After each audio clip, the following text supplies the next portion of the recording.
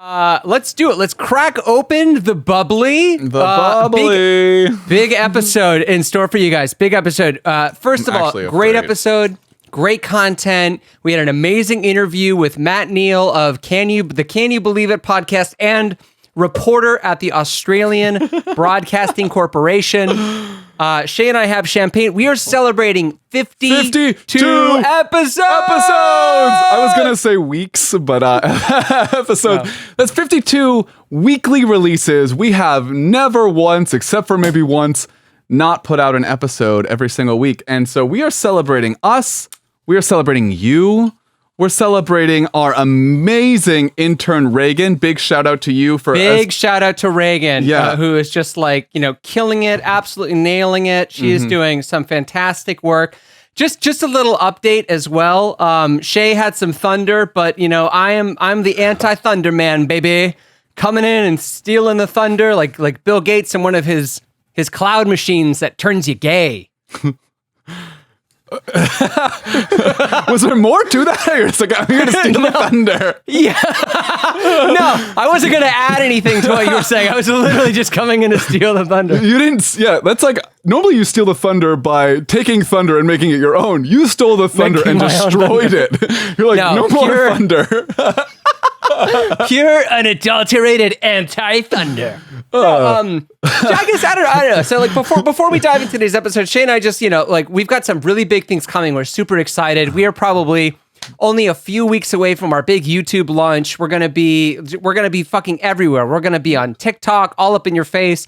We're gonna be on YouTube. We have been just making awesome video content. We're super stoked to share that with you guys, so you can listen to us anywhere. You can watch us anywhere.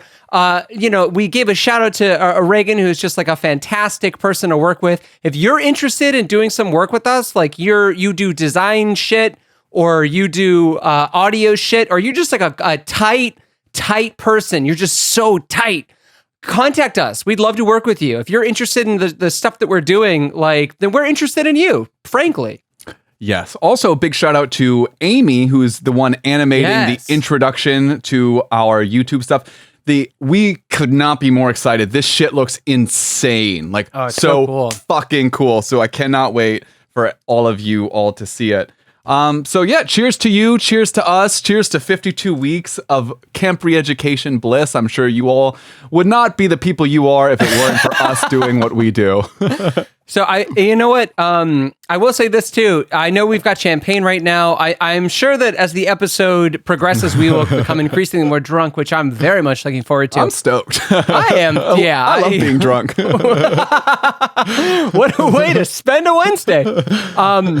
But next year when we do this, I want, when we celebrate in style with all of our riches and our fans at our 2-year celebration anniversary show. Yeah, exactly. And where we fill a coliseum and a stadium with our adoring fans. So Shaye, I do have a question for you. It is still camp re-education. We still have a lot to go over. We do have one thing to learn before we waste an hour and a half of everybody's time. And that thing is, we've spent this past week learning about space, about aliens, about science, about pseudoscience, about ufology, about, all kinds of crazy fucking things. And I just want to see, I know you're a very smart guy. I know you're big in the science community. All of those solicited dick pics, very well received by science. We had a lot of dick pic episodes, dick pic jokes in the last episode. I'm just going to keep this train going, and I think I'll stop it for the next one. So, folks, these jokes aren't canon. They're limited edition. I want to see if you know, what was the first craft to send a message from Earth into space? What was the name of it, and whose idea was it to do it?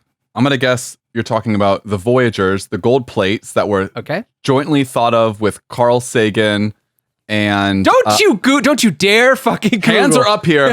Carl Sagan, Francis Drake collaborated to make the gold plates on the Voyager mission. That was our first message into space, I think. What if I were to tell you you're wrong? I wouldn't believe you. I would say, "Oh, I'm sorry, Ian. You got your information wrong." I learned this today, and I was very excited to make you look like a total fart in front of everybody. So it wasn't the Voyager; it was the Pioneer 10, and it was a gentleman by the name of Richard Hoagland who is the person that decided that the Pioneer 10 should carry a message into outer space. And here's actually what he says to mark his revelation. So as he's kind of fishing around inside of the vehicle, and I'm just going to do a rough impression of what I think he sounds like.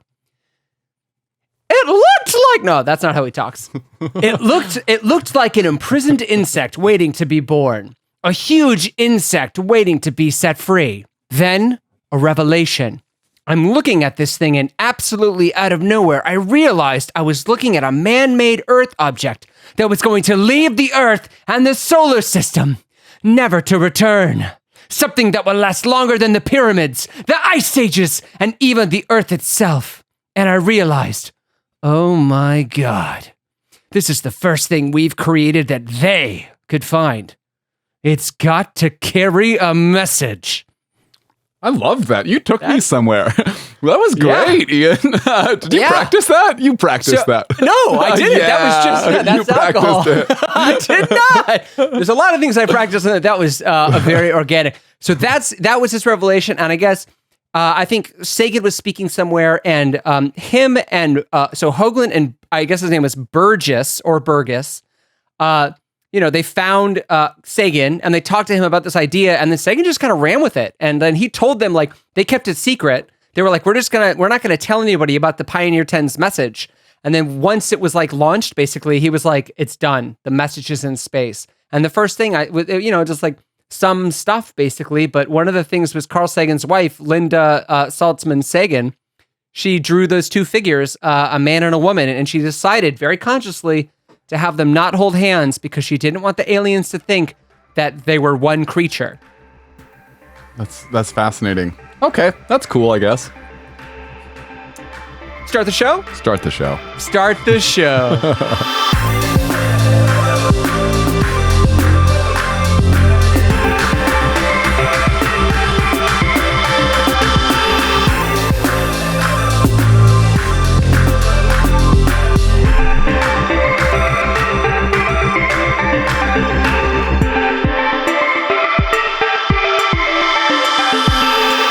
So, episode 52. 52 straight weeks of absolute fire. Shaye, tell the kids what we got in store for them today. Well, today, lovely children, we spoke with an amazing podcaster, journalist, apparently a musician. He kind of flexed a little bit in our interview.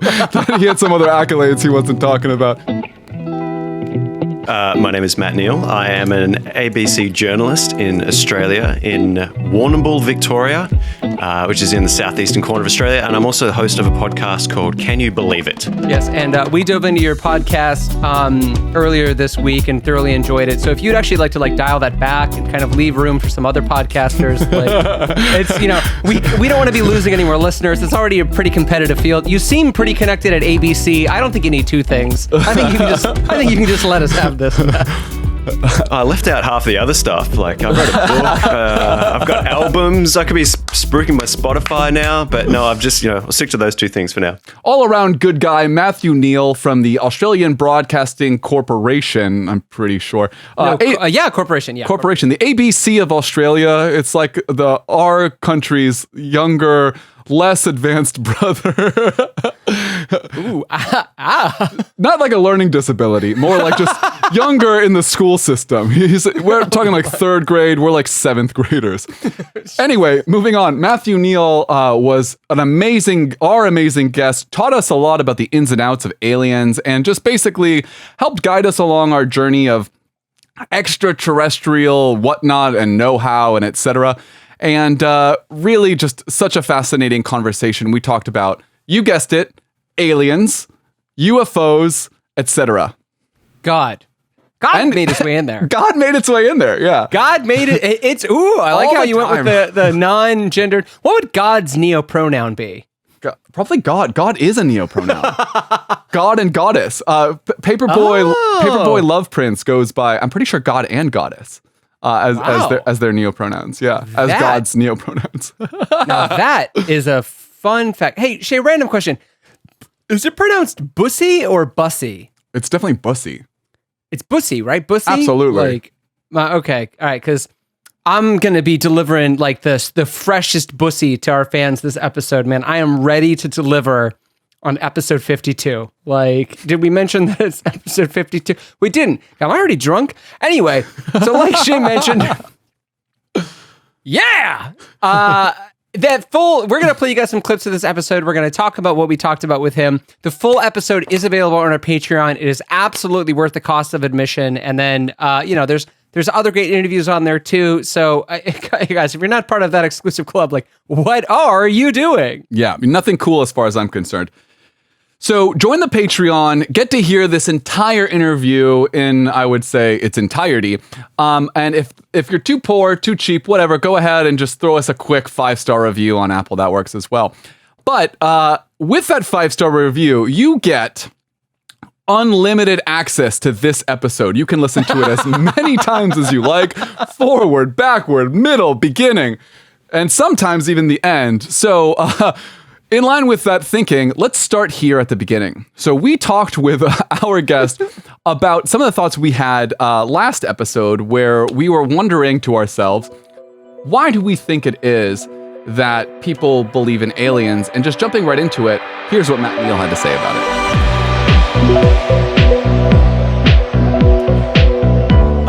I think it's the same reason that people want to believe in a god. It makes you feel like you're part of something bigger, that there is something else out there.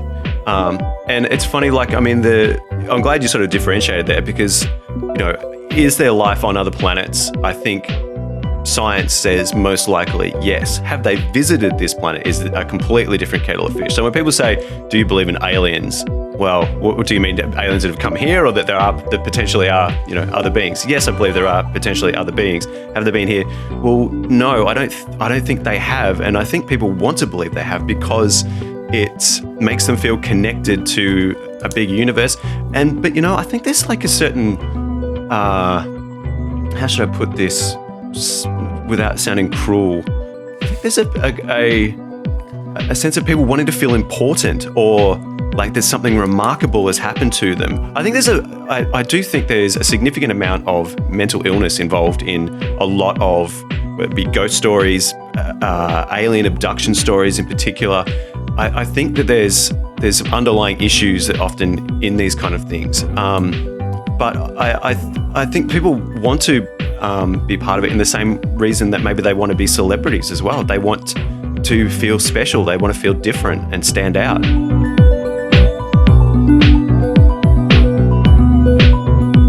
So last week, you and I kind of talked about this idea at length a little bit, I feel, and I did some more thinking about it, and I came across this article that I thought was absolutely fascinating, and it talked about, and I think you're going to like this, it talked about this idea of the alien stranger versus the alien.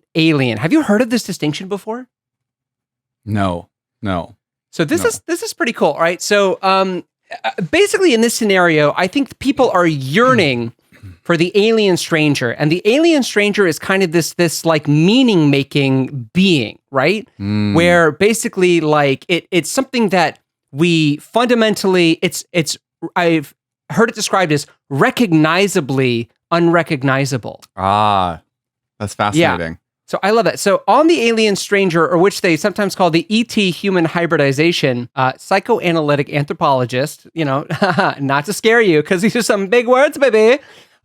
Melford Spiro called it the false dichotomy between personality and culture. And I absolutely fucking love that idea, that like this like fake distinction between like who you are as a person and the culture that you live within, as if they're separate. And it's like like aliens, like the alien stranger is like a combination of these two things. It's like when we imagine the combination of it, like this is what we see. So I've got like maybe a little bit of a complex, complicated, tough question for you, but like, you're familiar with like Freudian dream analysis, right? Yeah, really familiar with it. Okay, like basically like rough draft, you dream about a giant octopus wearing it's playing bagpipes, but it's playing the song it's playing is like something that was playing at your 7th birthday party, and they'd be like, all right, like what do you think that means? Like interpret this, like you're like that whole thing, right? Yeah. Okay, so the classic like gray skin, big black eyes, bald head, scrawny, scary body alien. Like if you were to kind of like analyze this, like what do you think that we're seeing as a culture? What do you think people who want to believe in aliens, like what do you think they're projecting onto like this being from this idea of like the culture personality like divide? Oh God. Like you're a therapist now. Like you're a therapist, your patient is just described this alien and you're like, here's what I think you want to see, Mr. Poo Poo. Interesting. Yeah, I don't know. I mean, I've definitely heard like the idea of, it's weird because there's so many different stereotypes of aliens that we think of, and I'm trying to like imagine like which one even. Like I'm thinking like little green men or like giant green men. Like which version are we talking about? Even because I feel like if you're gonna psychoanalyze, like it's all relative, right? So you're like to the observer. And so if like, all right, so let's say we're talking, I'll just pick one for the sake of simplicity for your argument. I'm picturing tall, very tall aliens, not little green men, tall aliens, long, slender, maybe omniscient, maybe robe wearing. Maybe, I don't know what genre of alien this is or where this one comes from. I imagine it says that you're longing for authority, that you need like some kind of help, that you feel maybe lost in life, and that you're looking for omniscience to help guide you through life's path. Am I striking any nerves with you? No, with me, no. With maybe with maybe one or two people. Listen, I mean, do you want me to be Mr. Poo Poo? Yeah. How did you know my father? Ooh, guys, is this a racial thing? Mr. Poo Poo, are you? Wait, isn't there something? Are you talking about Dragon Ball Z? Is that Mr. Popo? Okay, that's Mr. Popo. I'm not being Mr. Popo. Why would it be Mr. Popo in this scenario? I don't know. I have no idea. Okay. I was trying to have the perfect blend of comedy and intellect. So I was like, all right, psychoanalyze me, but my name is Mr. Poo Poo. You nailed it, Ian. Very good job. A-. You can continue. Okay. So it's like, it's funny. Like if we think of it like from the cultural perspective, like it's so funny that you went with the individual thing, because I think I looked at it on like the cultural end, and it was like, I think it's an idealized version of people, and it's either one that's invented by an individual or one that's kind of like written into our imagination by like utopian science fiction writers. And it's interesting because I think like when you describe these creatures, like they always appear to be raceless and sexless, like this yearning for a society that's not divided by race and sex. They always lack any sort of attractiveness. Like they look exactly the same. Like there's no such thing as beautiful and ugly people. There's like this total equilibrium amongst this like society of aliens. They lack all sex characteristics, no big ding dongs, no large breasts. They're almost completely devoid of like musculature, and they have enormous heads and eyes, leading us to believe, and this is like maybe like where I really got analytical, like Freudian, like they are a great thinking and perspective culture or creatures. They have small mouths and no ears, but like little tiny ear holes. Maybe this like projection of like, they're less prone maybe to like demagoguery or spreading hate, and they're less inclined to be influenced by gossip or like trifling, information. So it's like, I really think maybe that it is this like unconscious yearning for like what the future could be, like what we could evolve into becoming. And it's like, oh my God, like I always knew that the world could be this way. So the future is coming to meet me because I don't belong to this time. I love this idea. I'm not gonna lie. Yeah. Like I'm horny for knowledge. I'm wet for learning.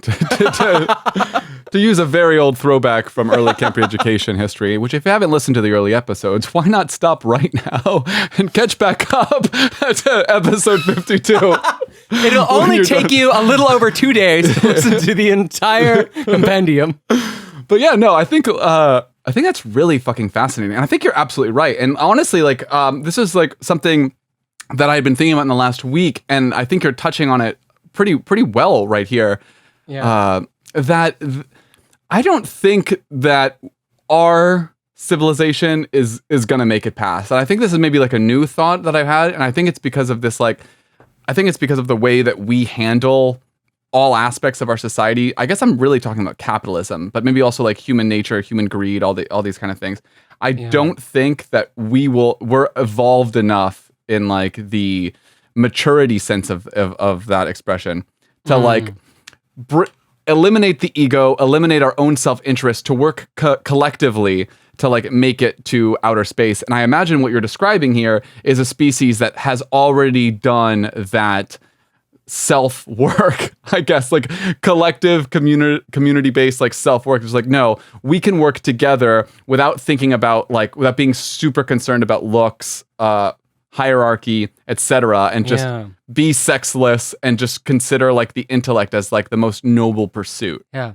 And you know what, after you said that too, it's like, it's weird because I feel like the people that are most likely to believe in like aliens and alien abductions are probably the like, you know, conservative alt-right people, but it's almost like they're yearning for this hive mind. Like it's weird because like they claim to like wave, you know, they're waving a flag. We love fuck yeah, we love freedom. And then they're like, oh God, please, mommy, daddy, space alien, take me away to the classless, raceless society where like we all exist as one. It's so funny. It's like what they really want, but they're not allowed to say out loud. It's communism. It's communism, and it all comes out with aliens. Well, it's weird though, because we also saw that. At least I saw like that there's apparently this correlation that the more likely you are to believe in aliens, the less likely you are to believe in religion. And actually, I never thought about this before, but like kind of like what I imagine a lot of other people imagine heaven to be is kind of the same thing you're talking about, a classless society with no hierarchy. We're all on the same playing field. Like basically the same utopian idea of what like communists want communism to be. Like that's what the conservatives and religious people want heaven to be. Damn, man. I'm going to say it, bro. I'm going to say it. You done fucked me up with the fun fact, baby. I've been fucked in my pussy by a fun fact. I don't know if you can say that.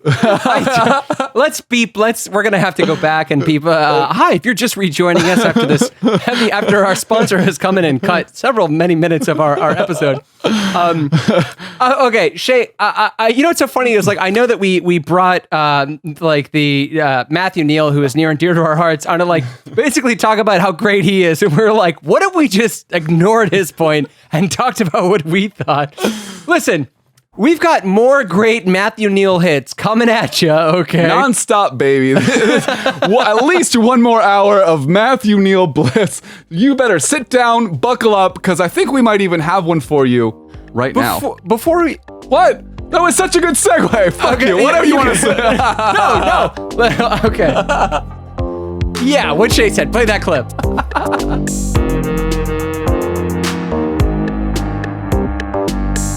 I mean, everyone's saying we don't know. Is that just the answer? It's just like we just don't know. Yeah. Yes. I mean, I'm a big believer in Occam's razor, and it comes up all the time in the podcast. You know, the most plausible answer is the most likely one, and you know, whenever I see those ones, I kind of think, well, can you rule out that it's, you know, the latest tech from Russia or China? Or, well, no, you can't rule that out. Is it a craft from outer space? Well, that's possible, but it's not. You know, you're just guessing. Like, there's lots of possibilities, but we just don't know. And I think a lot of this guessing stuff, really, it's just guessing. You know, and a lot of time there's nothing to back it up, and it requires a leap in logic. And like you just said, Shaye, like you know, what do I have to do to make myself believe that it's aliens? Well, you have to make yourself believe that. You have to make a leap of logic to get to that point. The evidence takes you so far, and then to get to the other side, you have to you have to make a leap.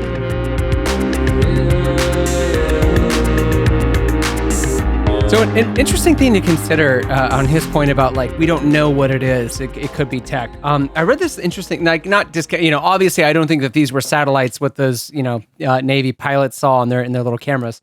They're little cameras. Nothing patronizing about that. They're little I mean, like, you know, what? Yeah, okay. Ooh, look at me. I'm a fighter jet. I got a little camera. Ooh. All right. So apparently, last year there was a 16% increase in UFO sightings nationwide, and maybe like an implied correlation could be that apparently, like, the maximum percentage by which satellite traffic has been observed to brighten the night sky is up 10%. So it's like it's so funny when we think about like the increase in, I don't know, UFO sightings and alien and like UAP phenomena as like we continue to put more shit into outer space. So I know we kind of talked about this a little bit in part 1, but I don't really think we got into it. Like, Shaye, you like, what do you think? Alien craft or Chinese tech?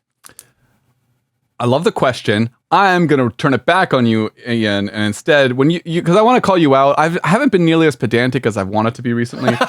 So, Did I pronounce something wrong? Did I pronounce bussy wrong again? Well, you said UAP phenomena, and I was just wondering if you could explain what you meant by that. Unidentified aerial phenomena. Thank you. Okay. So, do I think it's otherwise known as UAPP? That was good. Good save. All right. So, do I think it's tech or aliens?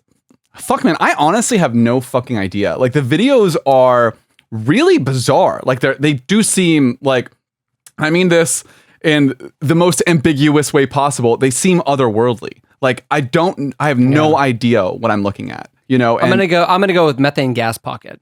You think that's what it is? It's neither. It's not tech. It's not aliens. It's a methane gas pocket. So you're talking about like an earth fart. You're talking about. We've never seen an earth fart before. Here we are children today. everything is pee pee poo poo pussy. It's the champagne. It is. I forgot we're drunk. I didn't. I'm actively pursuing that goal. I am chasing that crystal dragon, baby. God, you know what? It's like, can I be honest with you? Oh! Is it in a champagne accident? For the listeners at home, Ian told me before the episode he got a towel ready in anticipation of his infantile ability to hold glasses and bottles. And I guess what we've just witnessed together is his very expected champagne accident. Champagne accident. I'm going to call the towel the champagne accident towel. Very straightforward. Hey, that was a nice save though. I didn't lose. I think I only lost a very minute amount of champagne. I'm so. I don't know if you feel this way, but like I'm so reluctant. Am I naive for saying that? Like, I don't. Maybe I just don't want to believe it's Chinese tech because like I feel like that's the narrative being pushed, so that the Defense Department can like get even more like inordinate amount of spending to fucking like I don't know for so the Pentagon can lose another $1 trillion or some shit. Like, yeah, that's a fantastic point. I actually have never considered the fact that this could all be propaganda. That they're like, hey, look what maybe the Chinese are doing. You better up our budget. The Chinese are like, holy shit, what is that? That's fucking insane. That ain't us. What the fuck are you talking about? Yeah, I have no idea. I mean, honestly, I don't think that's naive. If anything, I think that's like tinfoil hat. That's a way to put on a tinfoil hat. That's worse. In a community of tinfoil hat wearing people, you put on a tinfoil sombrero. I don't know. So like maybe this is just like the pacifist in me, but like I do think that, you know, you see a UAP and like I watched an interview, I think it was on ABC or CBS, I can't remember. But it was like a formal Pentagon guy. And they were basically like, you know, do you think, you know, he's talking about, yeah, these are definitely UFOs in the strict sense of like unidentified flying objects. Sure. We don't know what they are. I'm not saying it's fucking being piloted by the guy from Mars Attacks. Like, that's not what I'm saying. Right. But I am saying like, this could be Russian. This could be Chinese. And it's just like, did the Cold War ever fucking end? Like, are we at what point are we going to fucking move past this? And just like not invest more money in fucking nuclear warheads. And it's just like, I don't know. Like for me, it's just like, Jesus fucking Christ. Like any fucking excuse, you know, to just like pour money into defense spending instead of like, you know, I don't know, NASA. It's like, all right, China's flying spaceships. And they're like, time to give more money to the Pentagon. They have to make a big bomb. So, and that's, I don't know. That's, I wish that the Defense Department had to sing like a coordinated dance and song number for the American people to enjoy in order to get increases in their funding. Instead, they just make these Hollywood-funded UFO videos.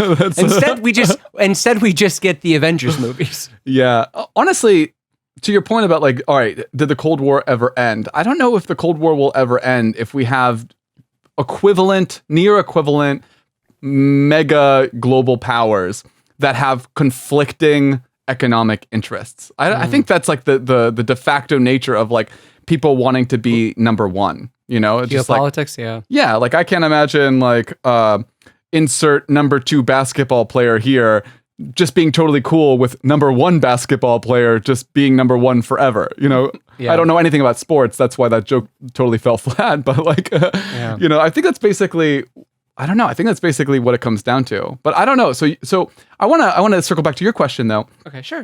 Do you? So what do you think? So you don't think it's Chinese, but what do you think it is?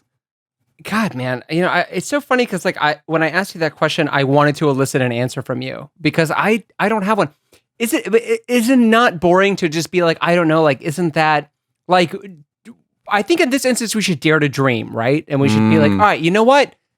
If I had to say something, here's what I say. If I had to say something, I would say it is some sort of, I don't know, maybe it's some sort of atmospheric phenomena. Like that's going to be my Occam's razor in this instance. And, you know, I was watching a Vice documentary, or not documentary, interview with some Harvard professor, and he was like, you know, maybe in this instance, the alien ship is the Occam's razor, you know, like maybe bending over backwards to say like, oh, it was a methane bubble at the same time as a solar flare, and it like formed this, you know, heat thing, and that's what you saw. Fuck, man, maybe, I don't know, maybe it is. Maybe it's the green Martian from the Flintstones, you know? What was his name? Oh, I forgot. That was a thing. That was a thing. Like I know I feel like I have an idea in my mind of what you're describing, but I'm not sure if I am just making this up now after the fact. Yeah. I'm sure you're right. Well, you know what's interesting? I'm surprised you of all people aren't kind of sticking with like your first suggestion there, that like maybe the Occam's razor, like the most simple assumption here is that propaganda. Yeah, it's propaganda. Like that it's somehow benefiting, like the government is just like, no, we want either people to think that, like, we want our military competitors to think, yeah, like Area 51 shit, that there was something real in that. Like you can't disprove that. You know, it's like, you know what I mean? And that way it's not aggression. Like, oh no, it's not aggression. Like we saw some unidentified tech on our radar, and now we have to invest in military spending. It's nothing personal. It's just that we've got this scary thing on tape. I mean, that doesn't seem crazy to me. I honestly have very little like information to back that up. But that idea feels somewhat I mean, that feels like a very simple solution that does not require a lot of crazy assumptions. Knowing how much like tomfuckery was done during the OG Cold War, like I you know, it's just like at this point, like I don't know what to believe, man. Like they've got deep fakes of Biden like doing the Macarena, like they've got the airplane tech. And I mean, it's funny that we talk about this now because, as luck would have it, our next captain's log actually features Matthew Neal. It's not a captain's log. This is episode 2, bro. Our next clip from our amazing guest, Matthew Neal, actually features some insights on the government's, I don't know, reasoning for lying, like their excuse, their justification, maybe? Yeah, justification. Let's go with that. Yeah, we'll play it now.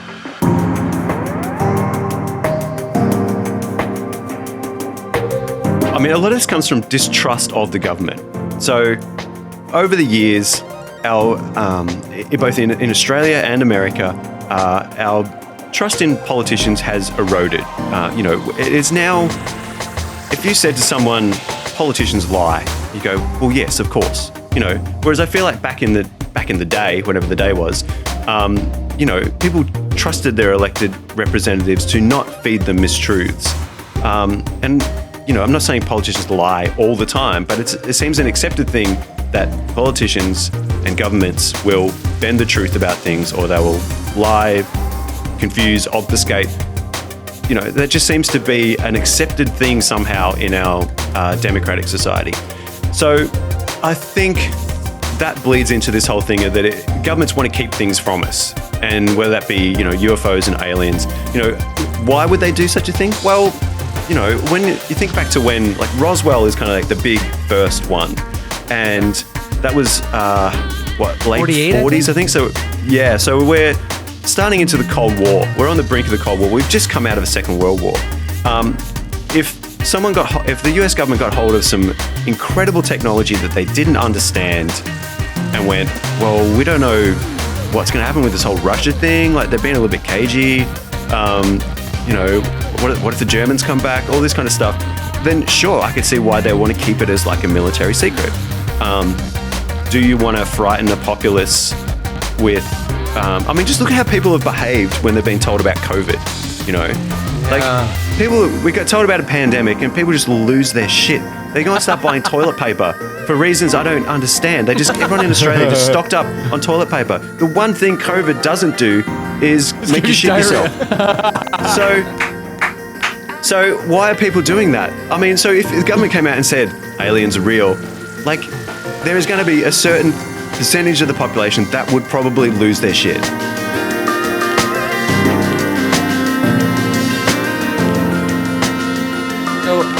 Just to kind of clarify as well, the Roswell incident happened July 1947 was when like the alien crash was reported, and Russia detonated its first atomic bomb in 1949. So it's so funny because when he said that, I was like, okay, now like this.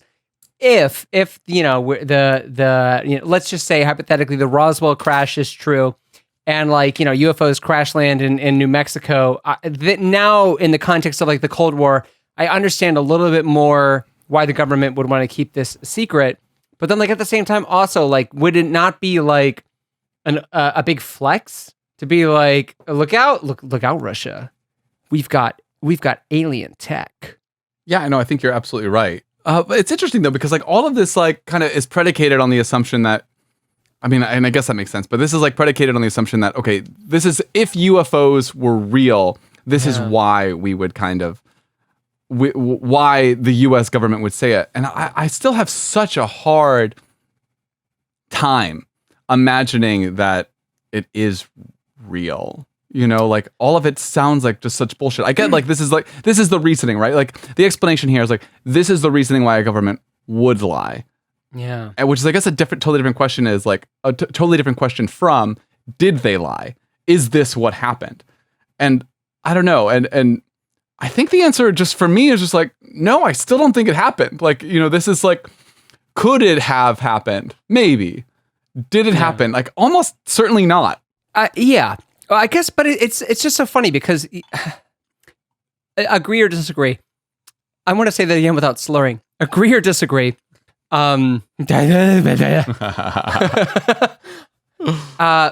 Conversations about aliens from like the 1950s up until to like maybe the 90s are really conversations about the Cold War. Okay, so that's an interesting idea. That's my take. That's my take. That's my take. So you think like the idea of like flying saucers? You think that's Cold War? I don't know. I don't even know what to call it. Like. It's fallout from the Cold War. I'm sorry, in the context of like the government keeping these things a secret. I think this is really a conversation about like espionage during the Cold War, like lingering resentment of like McCarthyist paranoia, like CIA missions in fucking like South America, the Cuban Missile Crisis, like all of these really like when we're talking about, I bet the government is keeping aliens a secret from us. This is really, and it goes back to this trauma conversation that we had. Like, you can't have an adult conversation about like the United States hegemonic global imperial project. So you make it about fucking aliens. I wonder if I think everything you're saying makes total sense for like an explanation for why that could happen. But I also think that like we're talking about a period of time where a lot of Americans, especially rural Americans, are like first being exposed to a massive technological revolution happening. Like we're talking about people whose family literally had never like 1940s. Like young people in the 1940s have grandparents who were born before they had access to electricity. As a household thing. And then now all of a sudden we're talking about the idea of ships that can fly without any logical or reasonable propulsion mechanisms. I almost think this is like also reflects the imagination of a country that has just been exposed to a limited amount of technology and now fantasizing about the future potential of it. And I think I know we're talking about late 40s here, but I don't think we're too far away from even talking about like the Jetsons, where this is like what we think the Jetsons are going to be. And, like the way that the Jetsons kind of worked out is like kind of silly. Like so many of the things where it's like, no, there's a much easier way. Like you don't need like a robot to cook you meal. There's DoorDash. Like well, you're fine. Like you don't even have to do that far. It's way easier than you think in the future. Yeah. A robot maid is actually a lot more cumbersome. Like you're going to live in a 1-bedroom apartment with your wife and 3 kids. Like you're not going to have space for a fucking robot maid. Yeah, exactly. So I don't know. I don't know. I mean, it's funny though, and like, because I feel like in this instance we are dealing entirely with hypotheticals, and like we are just kind of like, and this is like I think more of just like a fun conversation. I think maybe the other things were a little bit more.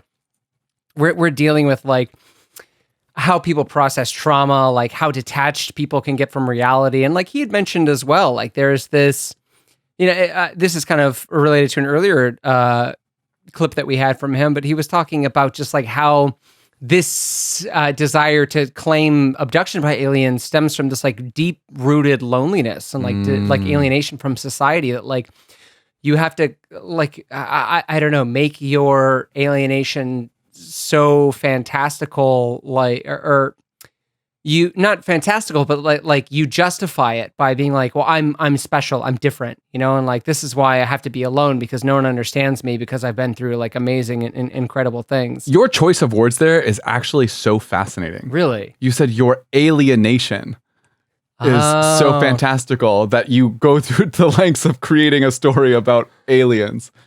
I mean, yeah, like it's, I don't know. I feel like there's so many factors at play here when we talk about like, again, like this whole, like what do we talk about when we're talking about aliens thing? And then like, I think we're talking a lot about like conspiracy. We're talking a lot about like dissociation, detachment from the society and the culture at large, like, like wish ideation, government conspiracy. It's like, I think it's a really complicated subject because, because we haven't had any empirical proof of aliens. They exist kind of simultaneously in the minds of everyone that believe in them, and it's like whatever they want them to be, which you had mentioned in episode 1. That is really fascinating. And yeah, you're absolutely right too. And like that's something like we talked about with Matt and when what he said in the first clip there was like some people when they talk about aliens, what they're picturing is beings existing currently like on Earth. Visiting us, abducting us, and in some cases living among us as politicians or whatever. But like I think like when you and I, and when I think maybe most people talk about aliens, like the imagery that we're imagining, I don't know if that's redundant or not, but is it's just like it's more like a philosophical experiment or like a philosophical exercise where we're just being like, okay, what would life look like if it also emerged elsewhere in the universe? You know what's really funny when you say that as well, like in terms of this like philosophical exercise, maybe you would disagree with me, but I almost feel like there's like you can take refuge in this conversation about aliens because it almost feels victimless. Like in not that many other aspects of like culture and society can you speak so freely about these philosophical ideas without, like, I don't know, like completely disregarding a minority group or just like a specific group of people. Like, let's say hypothetically Asian people. It's like, oh, but like with aliens, like it's devoid of all of that socio-historical context. So you're kind of free to like really explode these ideas, which is also kind of like the thrill of science fiction in a way. That's a great point. Yeah. Well, with all of these great points aside, there was another thing. Another thing we talked to Matt about, which take us there, baby. Take us there. So, I really love this idea too. So, you and I kind of touched on this at I think the end of our last episode, and it was just a question of whether or not we should try to contact aliens. So, of course, we asked Matt this question, and here is what he had to say.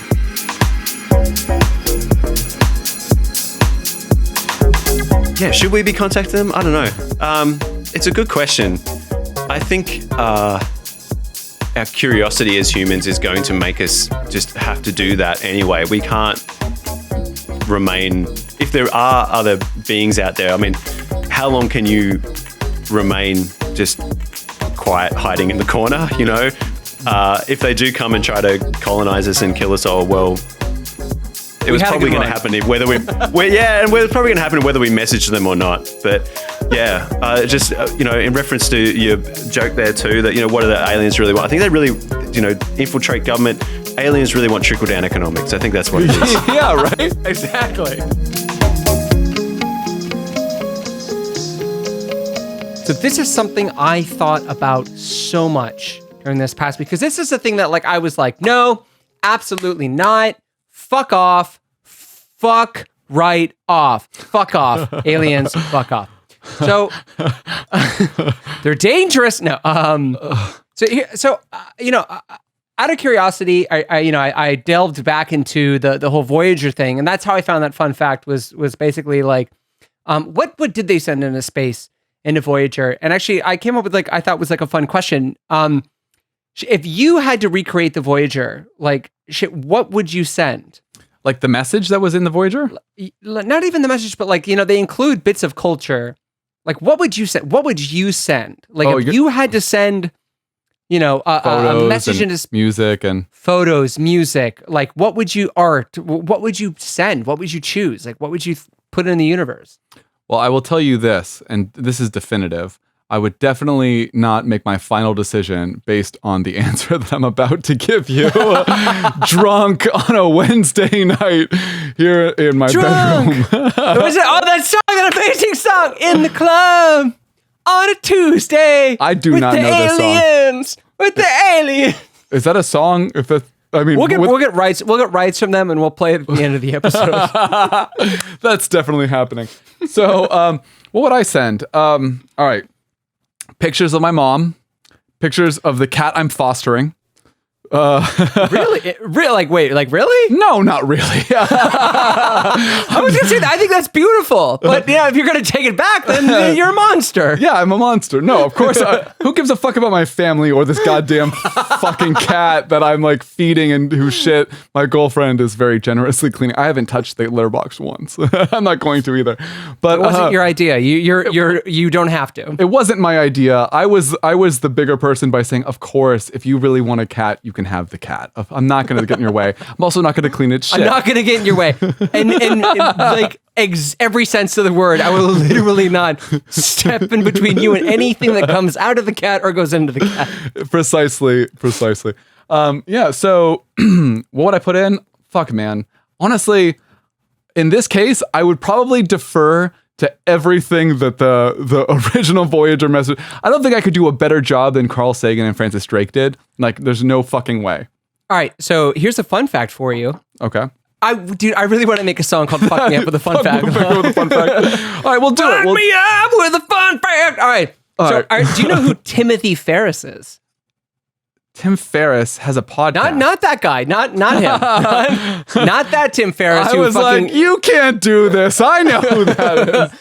No. All right. So maybe we should play a little reading music over this. I think you're going to like this. Sure. So when it came time to choosing the music that could go into the Voyager, though Sagan loved the idea of including music on the record, he had a narrow view of what that meant. He had little use for much beyond Western classical music, and was especially dismissive of what he called the mindless outpourings of rock and roll stations. The task of choosing music fell to journalist Timothy Ferris, who took a broader view. His chief concern was to send music with enough variety to hint at some of the diversity of Earth's peoples, he explained. He recognized the difficulty of the task before him. We could meet the first criterion imperfectly at best. In addition to our own cultural biases and the constraints of the record, we had to contend with the sharp drop in information that imposes itself when one looks beyond one's culture. With the help of Alan Lomax and other ethnomusicologists, he added a Bulgarian shepherdess's song, a Navajo night chant, Senegalese percussion, a Peruvian wedding song, and other ethnic selections to the works by Bach, Beethoven, Mozart, and Stravinsky. I love that. I love that so much, Ian, that it inspired me to pull up my book.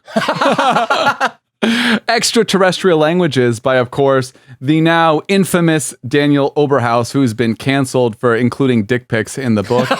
And also, as you may well remember from part one. From part one, and also for rejecting us rudely. Okay, I do feel like there's a small disclaimer that's necessary. I showed Stephanie the clip where we're like, oh yeah, Daniel Oberhaus so rudely rejected us. And she's like, oh really? Was he that rude? And I was like, no, he just didn't respond. So, small disclaimer. I'm you know what? No, we have to say, you know what? Fuck you, Timothy Oberhaus. We have decided as a culture that ghosting is very rude. How dare you ghost? It's Daniel Oberhaus. Whatever. All right. Well, Daniel, I'm gonna quote you here anyway. So okay. Not only did they include such incredible musical stylings, the original Voyager records also included field recordings, and this is a quote here. So cue the music. Field recordings of everything from the ocean surf to bird song. That's the end of the quote. And then also, he talks about what you said, musical selections ranging from Bach to Chuck Berry, and hours worth of brain waves collected from the committee's creative director, Anne Druyan, and also, of course, a record of Sagan himself laughing. I love the idea that it's just like an hour of Carl Sagan laughing like a Bond villain, like.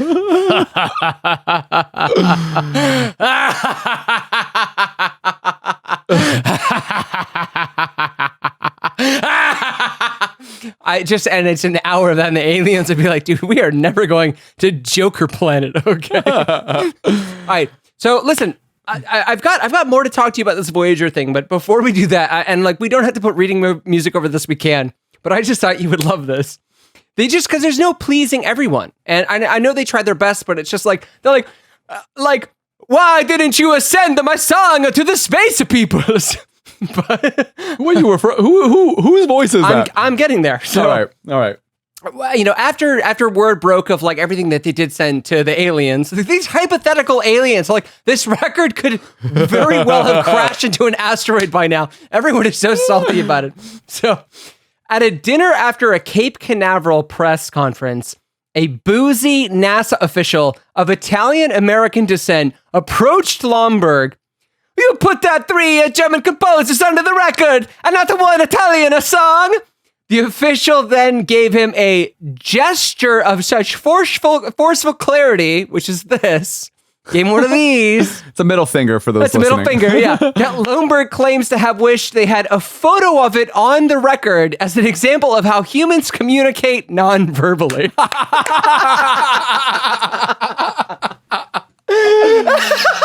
That is so good. That's so amazing. It's so crazy that there are those few scientists who still manage to have some personality and authenticity to them. That's beautiful. I fucking love that. So let me ask you one more question about maybe we can move on to like other things about this. So something else that was interesting about the Voyager is that they deliberately veered away from anything that they thought might be controversial. They didn't include pictures of war, disease, crime, and poverty. They also excluded religion. They left out. Hold on, I had a list here, but I'm drunk, and it's hard to find. It's hard to. Why did I fill out a spreadsheet? I don't know. You mentioned that you're like, yeah, it's all in a spreadsheet. I was like, why? Why? I don't know why. I don't know why I did that. I mean, I'll show you the spreadsheet later. It's crazy. I don't want to see it. If you subscribe to our Patreon, you will get. I will send you. This, like, by the way, it would probably be like a 100-page spreadsheet. It's just like weeks of camp re-education. I wonder if you can upload a spreadsheet to Patreon. I'll tell you what, Patreon listeners, we're gonna find out, and if you want to find out, go ahead and subscribe. So, all right, so they excluded all those things I just mentioned, but they also excluded any images of religion. And I thought this was interesting. That is interesting. No paintings. Oh, because they didn't want to confuse the aliens on the difference between paintings and photographs. I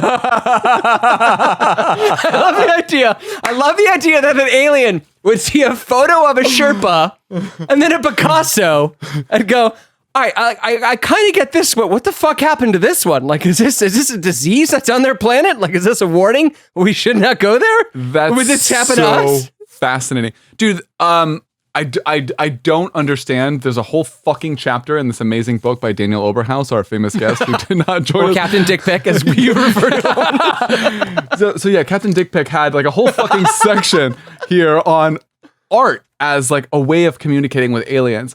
And I'll tell you, I read most of this book a year ago, so I do not at all remember it. And also I've been drinking quite a bit now. Oh yeah. But there's like actually apparently some pretty fucking strong arguments for sending art, like art as without explanation, as a way of communicating huge amounts of detail and intelligence to other intelligent life forms. You know what I'm thinking of? I'm thinking of cave paintings. Ah, that's interesting. You know, if we're going to send a bunch of photos of us and we're basically just monkeys, like I mentioned previously, like they're like, oh, look, the monkeys know how to paint. Like the monkeys can make art. Well, one of the interesting proposals, and it was like a half serious proposal apparently when they were first talking about messaging extraterrestrials, was to send a cat. And not like a picture of a cat, not like a drawing of a cat, but a cat itself. And basically the idea was be like, hey, this is what life on Earth looks like. And like, there's a lot of information in that message. You know what I mean? It's probably first, I mean, the obvious implications of like, but animal cruelty aside, and like maybe the possible confounding of cats as the organisms themselves that are trying to communicate. They were hoping that the idea would, I guess, be like, this is what life is like. This is not the main life, but here's some life. Here's a sample from this planet, and like, go at it, like dissect it, learn whatever you can from this. You probably learn a lot about us from the cat. Why wouldn't they just send like test tubes of like, you know, human blood, dolphin blood, monkey blood? Boring. No, furry petrified space cat. I do love the idea that they would probably just see that as a warning. They're like, oh my God. We'll do this to you. Can you imagine? We did this to one of our own. Yeah. We'll do this to other animals on our planet. Just imagine what we'll do to you if you ever come our fucking way. Well, before we move on really quick, and I know we're getting there, but I know we're about to like head to our final thoughts section. What do you think about the decision to like not include anything about like poverty, crime, like nuclear war? Because you know, it's so funny. Like when we have these conversations about, like aliens coming to save us. Like, do you think there's an imperative for like honesty? Like, do you think what do you think would like function better? Like a message that says like, hey, we need help. We've got some problems that we can't figure out. Or maybe even like a sign to aliens that like hey, we do have weapons.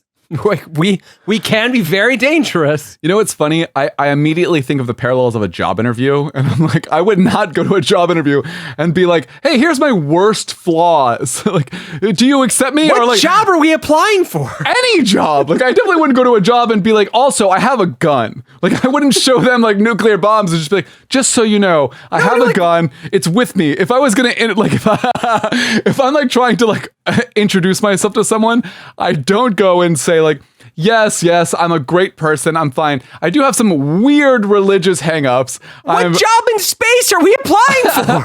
It's a metaphor for like presenting yourself to someone else, right? I don't understand the metaphor. Okay. Oh, what about a first date? Is that a better thing? Like, hi, nice to meet you. I am human. I have a gun. like is that like how you? Are we trying to fuck these aliens? I don't understand the metaphor. Okay, well, I'm a little alarmed at your implication that you only go on dates to fuck, Ian. I'm trying to build genuine connections with people I date, so I am trying to do that too while I fuck. With aliens, though, like no, like we're trying to connect. Like that's the basic idea. Like okay, we're life forms, we're connecting. I want to put a good. I imagine. Okay, I'm talking as if I'm trying to talk to aliens myself. Hypothetically, I would want to put my best foot forward as well. I understand that idea. I certainly wouldn't want to start with nuclear weapons because I feel like you get like this weird, like militaristic, dictatorial, like I'm thinking like North Korean, like Kim Jong-un, like vibe. Like just like, yes, we'll blow you away.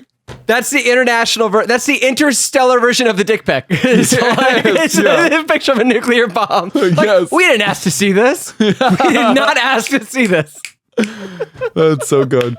Well, I love the scenario that like we're at a bar and there's some extraterrestrials on the opposite end and we're arguing about how to approach them. And I'm like, No, we start with the nuclear bomb picture. Like we open strong. I imagine in this scenario, you're just as drunk then as you are now. I'm 100%. Yeah, I'm only hoping. Again, I would like to just illustrate for anybody at home. I'm pretty much done with this bottle of champagne. So I got through this entire episode. I'll do the same. This is me. I'm here. I don't know if you could tell. I'm here. We should have a 1 year anniversary episode every time with champagne for our listeners, where we plug our Patreon way too many times. All you need to do is go to campreeducation.com/Patreon on the opposite. Patreon. Yeah. No, that's all you need. Well, all right, Ian, I feel like Matt Neal was such an amazing host. Honestly, we didn't give him nearly enough credit this episode. Host. I keep saying host for our fucking guests. Anyway, he was an amazing. He carried the show. He carried the show as he does his own show. And I know he's going to say it later in his own plugs, but he has this amazing podcast. It's called Can You Believe It? Absolutely check it out. Ian and I listen to. Excuse me, I'm burping because I'm so excited. He has a bunch of episodes, or at least a handful of episodes on UFO stories and stuff like that, as well as a ton of other stuff about the paranormal. If you want to check it out, it's pretty funny. They have really funny accents, and they sound just totally adorable. So like, I think, maybe, I don't know. I think Shaye might have killed the mood when he was like, "Hey, say this in your accent." And the guy was like, "You mean just like normally?" Yeah, he's also a great sport, despite my incredible ignorance. So like, all right, well, that aside, Matthew Neal, we love you in a romantic way if you want. Sponsor, take it away. What's up, everybody? Ian here, smack dab and recording the middle of our next camp, which we absolutely can't wait for you to hear. If you don't want to wait that long to listen, though, if you become a Camp Reeducation Patreon subscriber, you'll not only get access to interviews like the one we did with Matthew Neal, which is super worth the price of admission, but you'll also get access to early drops of Ignorance in a Bottle, other random bonus content, Man on the Street, sometimes just little fun things we want to throw in for you. So if 7 days is too long to go between Camp Reeducation, for just $3, $5, or $7 a month, you could be accessing tons of other cool shit. So I don't really know what you're waiting for. I'm not really sure if there's anything else I can tell you. If you can't find it in your heart to do that, a 5-star review on iTunes means the absolute world to us. So with that being said, without further ado, I give you How Brain, How Feel. How brain, how feel, how brain, how feel, how brain, how feel, how brain, how feel. Welcome to How Brain, How Feel. Just kidding, I'm not that drunk. Welcome to How Brain, How Feel, our favorite end of camp recap to see if and how our minds have changed, or if we've just become more convinced of our initial pre-fucking conceptions. Shaye, How Brain, How Feel. How brain, how feel to you too, my good sir. And how brain, how feel to you. So, how brain, how feel? Well, I'll have to say brain. From the brain's perspective, this camp, I've been feeling pretty. I don't think anything's changed, frankly. Like, I feel like per the ones, like, so there are the camps that nothing changes, right? Like, I'm just like, I feel the same. This one, I feel like there's so much more nuance here, which I love. Excuse me, I'm gonna burp. A lot of champagne. Nice. So there's a lot of camps where the nuance builds, and I actually really appreciate that because it's kind of fun. It always feels like a failure when my initial preconceptions are just more reinforced like that. It's kind of a bummer because I want to change my mind again. Like Mulder, I want to believe. Yeah, but I think in this case, I don't really see that being the case. I'm not 100% sure. I'm actually, frankly, mostly not sure that whatever the new UFOs are aliens. I'm also not sure we'll ever get to interplanetary space or intergalactic, or at least interstellar space as a species. Yeah. And I think this primarily just because of something I kind of mentioned earlier. And that was like, I think with space privatization, like seeing SpaceX, seeing Amazon, like going to space, like the fucking people who deliver you your goddamn vibrators and like Bic pens. Like those are the people sending us to space. And all I think of is like, okay, we have already, just in America even, mind you, like we have Amazon and Elon Musk, whatever, SpaceX, competing for space.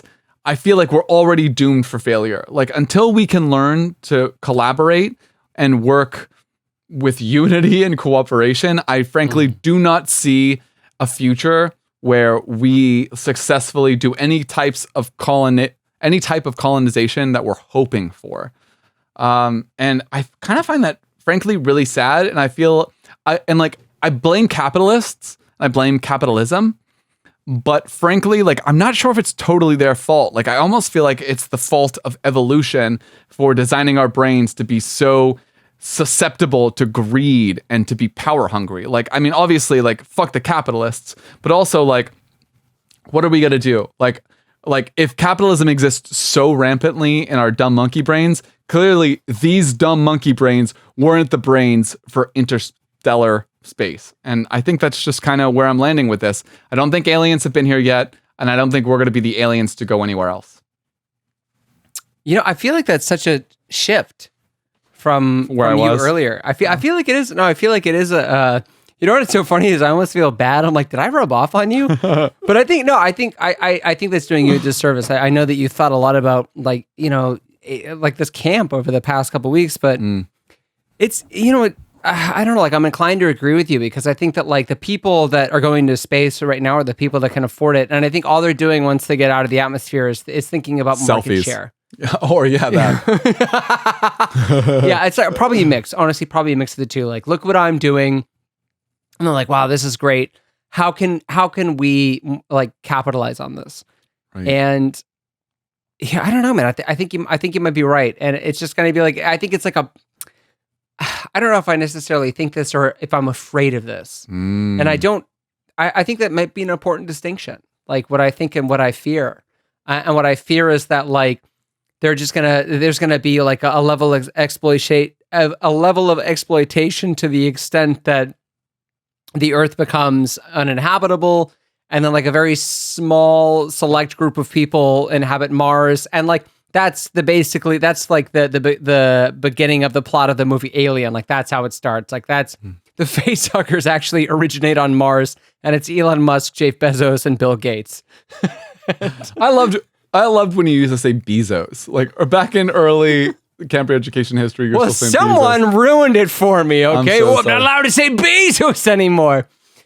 Is it Bezos or Bezos? Bezos. Oh, I just want to take time to reflect. Do you remember? Are you sure about that? What a classic gag.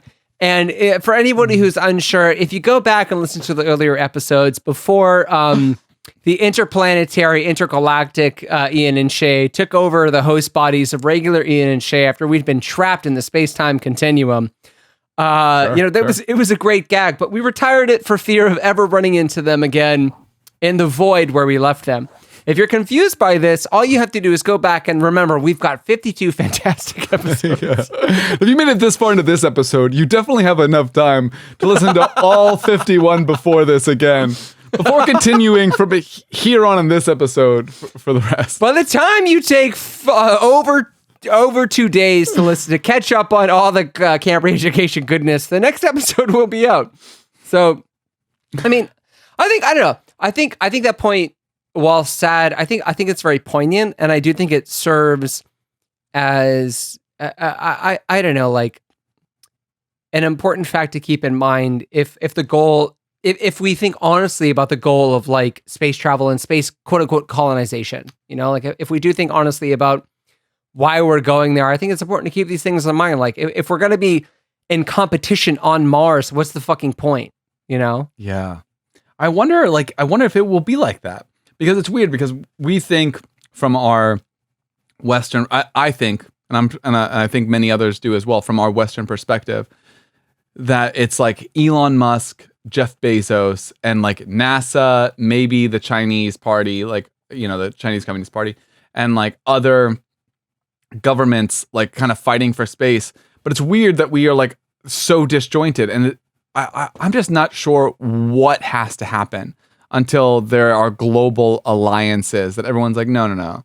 This, like, we should do this. Like, I don't care who's number one. I think it's socialism, frankly. I think it's a planetary government that helps everyone kind of equally, where there's universal basic income. Not going to happen, I don't think, anytime in our lifetime.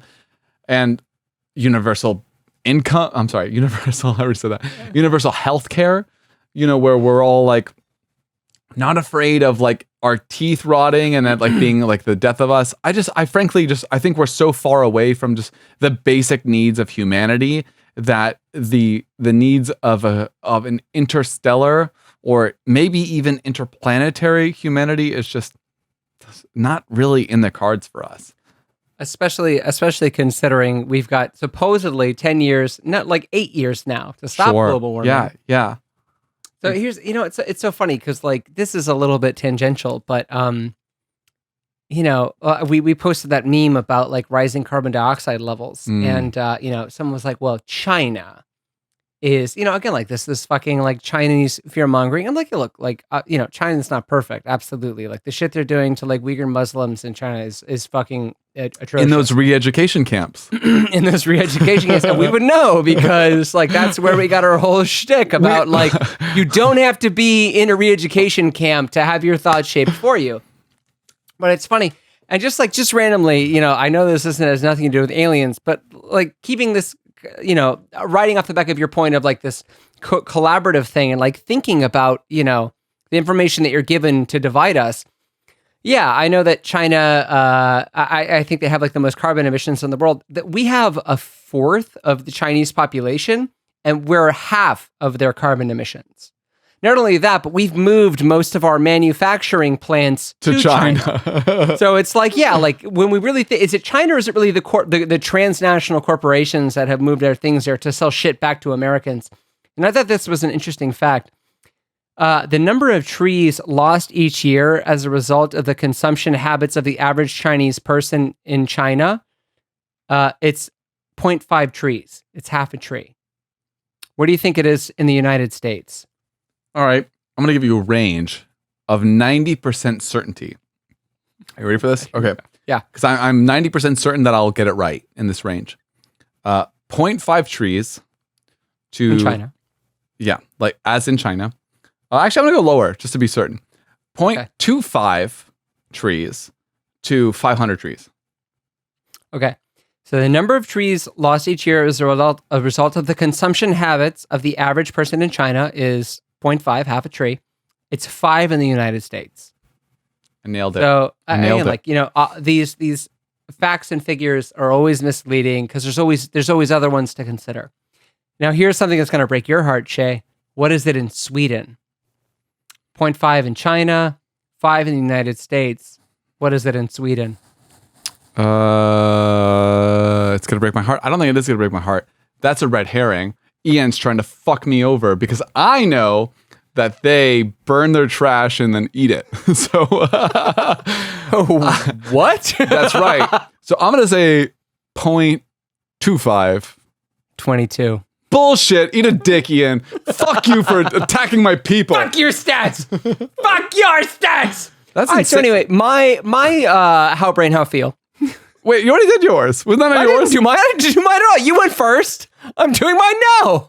Oh my God, there's more? Now you know. I was humoring all of that for no reason. Now you know. Now you know how I feel. It's so easy to get confused and think that the episode is over, but it's not. Listen. It's just because you've been talking for the last 7 minutes. We've been having a conversation. It's a different thing, okay? Just because I'm here nodding doesn't mean this is a conversation, Ian. Listen. I love it. Wait, Ian, before we go to your how brain, how feel, I'm determined. This is the end of my champagne. I finished mine. Fuck you, really? Yeah, I'm done. Well, I mean, you're almost done. You're almost done. We're basically finished. All right, I'm gonna chug this before the end of the show. A bottle of champagne each feels good. I'll drink this while you tell me about how your brain is feeling. So as soon as I said, just for anyone who's not clear, off the record, I told Shaye, yeah, you do your how brain, how feel first, and then I'll go second. Because mine is dark. Well, yours was dark too. I'm sorry. We're ending the episode on a dark note. We're depressive alcoholics in this episode, I guess. So I told you earlier about the alien stranger. There's more to this. Because on the opposite end of the spectrum, beyond the alien stranger is the alien alien. And the alien alien is something that we don't recognize. The alien alien has nothing in common with us. We cannot recognize ourselves in it. It cannot recognize itself in us. So when I think about should we be contacting, my big how brain how feel was, should we be contacting alien life? And I'm like, I don't know. Because I'm thinking so much about the alien stranger, even in the movie Aliens, even in that movie, there is something recognizable in the way that it moves and its mouth and its hands, that there's something so terrifying in it that feels so fundamentally human. It's just like if the alien in this movie is just like a human completely devoid of morals. So when I read about the alien, I was like, cut off all fucking transmission. Don't tell anyone that we're here. So this is what I read, and this is what I'm like, I don't know. And maybe you can kind of tell me your thoughts, but the belief in the alien harbors a great deal of violence. Utterly foreign, the alien is devoid of any semblance of human emotion, curiosity, fear, knowledge, and dignity. It is a figure to whom we have no responsibility, and there are plenty of alien aliens even here on Earth. Consider the chicken. We raise chickens in factory farms, grow them for the sole purpose of eating their flesh, and do so in such a way that they have unimaginably horrible, painful, and short lives. The justification, if there can be any, is that chickens are alien aliens. They are so different from us that we are permitted to treat them with what we would consider the height of ultraviolence if humans were the subject. What do you think of that? I think it's weird that you think that aliens are a known alien. They're like the alien stranger, I guess, right? In your framework, that's like the known alien. Well, okay, yeah. So according to this framework that I found, there's the alien stranger, which is like something we recognize, and then the alien. Okay, Yeah. well, the alien stranger has to be known, right? Because we made it, right? Yeah. But it's also born of the deepest, darkest parts of human psychology. It's built to reflect the unknown. I guess what's similar of that is bipedal, 2 feet for those who don't know. It's got teeth. Tight. It's tight, bro. It's so tight. Tight. It's got teeth. It's got little tiny arms or something. It's got an extra set of teeth. Stop saying tight, bro. You're taking all the wind out of my sails. I'm sorry. I don't know, dude. I'm gonna tell you. There's something I learned in my amazing book called Extraterrestrial Languages. There's a minimum focusing distance. I know that cameras can't focus this close, but that's all right. Yeah, by Daniel Oberhaus. Okay. That's that guy. Anyway. Yeah. Word. And he talks about just it's not his idea. He's not the genius behind this, but there's the idea. Him. Fuck that guy. I mean, anyway, he says that he writes that other people have said that there is an idea of basic. What is it? It's basically basic cognition, basic intelligence that based on the abstract restrictions of physics, that there's only so many ways intelligence can arrive to maximize, to basically economize on the physics that we exist within. And that from that, all different types of intelligences have to be somewhat similar, because they're all the idea of intelligence in that aspect is to be economizing on the physics around us. And if that's the case, then I'm not sure there is an alien. I think it is all the alien stranger. We all understand, yes, given the physics within we all reside, there has to be some basic framework that we can agree upon, and that we can know, we can know how to exploit and manipulate for our own personal gain. And I think that means that all aliens have to be the alien stranger and not the alien. I like that idea a lot. And you know what? Even to kind of bring myself back from the ledge, I did a little bit more research, and I think you'll like this. There was this writer who brought up this idea of the alien and was like, well, what about this? Like, what if it's something we can't recognize? And the response was, anything that comes to us, we'll be able to look it in the eyes. There's that like, I don't know, is it Keats? Anyway, there's this like poetic idea that the eyes are the windows to the soul. And Seth Shostak, senior astronomer at the SETI Institute in Mountain View, California, said that, of course, any organism that develops in the vicinity of a star is probably going to have eyes. After all, vision evolved very early among Earth's animals, and complex image-forming eyes have evolved independently at least 20 times. So maybe you're right, and I really like that idea. And I don't know. Has my brain changed? Has my opinions changed? Have my opinions changed about aliens and alien abduction? Like, honestly, I probably couldn't articulate it right now. We might have to do some sort of follow, but yeah, fuck yeah. Absolutely. Yeah, 100%. Well, I love that. I think like, oh my God, yeah, fuck yeah. If I'm being honest, like, people who like think about like, before I was just like, oh God, not another one of these fucking stories. Like, I think about people who tell these stories differently. I understand people who put their hopes in aliens differently. Like, I think about, the probability and like rationalization of governments keeping alien secrets differently. Like, this was a great camp. I loved this camp. Like, I always thought this was a very silly topic. I don't know, maybe I still think it's kind of silly, but like, my perspective has 100% changed, and I love that. So this was a win for me. Like, chuck a ding into the aliens column. Well, you know what, Ian? I love you, bro. I love you too, man. You're my bro. Hey, empty glass cheers to that. Clink. Hey, here's to 52 episodes, and here's to 52 more, brother. Hell yeah. Love you. Love any listeners.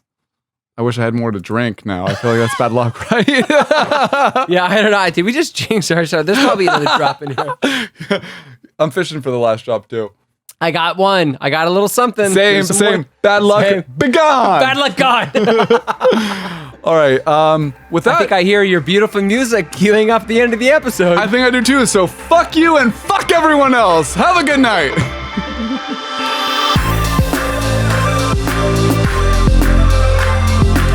Thanks again to our amazing guest, Matthew Neal from the Australian Broadcasting Corporation and the Can You Believe It podcast. To hear all of our interviews in their entirety, become a monthly supporter on our Patreon, and where you'll get access to those and tons of other fun goodies. Here at camp, we love talking over great music, like the song that I wrote that you're hearing right now.